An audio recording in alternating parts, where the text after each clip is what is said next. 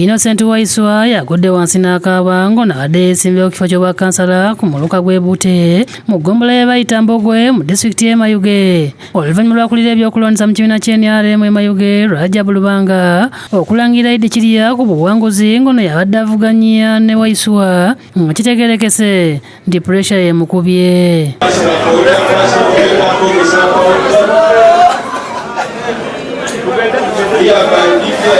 Bakiraakaabira wansi nga bwakolimira akulira ebyokulonda ng'agamba nti omuntu gw'alangiridde abadde akutte kyakuna.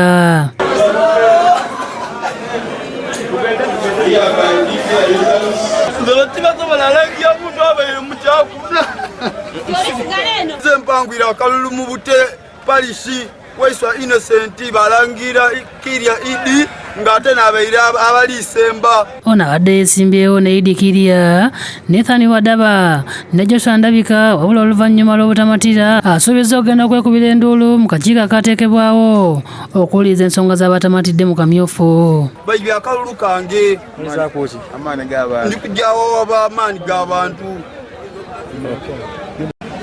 Kyokka Waiswa afuuse kyabulambuzi nga bakira abantu bamugoberera nga bamukuba n'ebifaananyi wamu n'okumukwata vidiyo nga n'abamu bagumusalidde nti gwamusinza okujja okwesimbawo mu kamyufu k'ekibiina ng'akimanyidde ddala nti ebinaavaamu tajja kubikkiriza.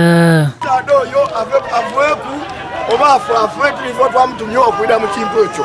Kyokka emirembe yagimuweddeko mikwano gye gireese pikipiki kwe bamutadde ne bamuddusaawo wakati mu bantu okumuwerekereza ebigambo.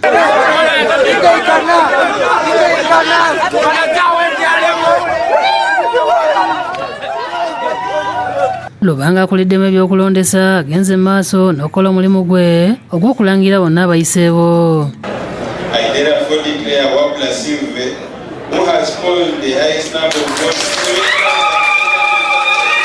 Nga tebanatandika kubalabivudde mu kulonda Agule Bagiire ssente w'ekibiina ky'NRM asabye abakulira ebyokulonda okuwa omukisa abalina okwemulugunya okwewozaako kubanga ddembe lyabwe libaayibwa ssemateeka.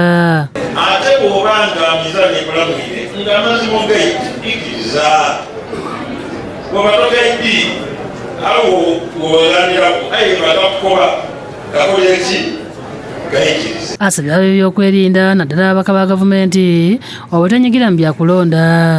Aye era nenda kusaba nti ofiisi neneera security naddala nekulembera RDC omukulu wa security obutenyigiza mu bino. David Kibuuka yakusakidde eggulu lino ku Lwabukedde TV.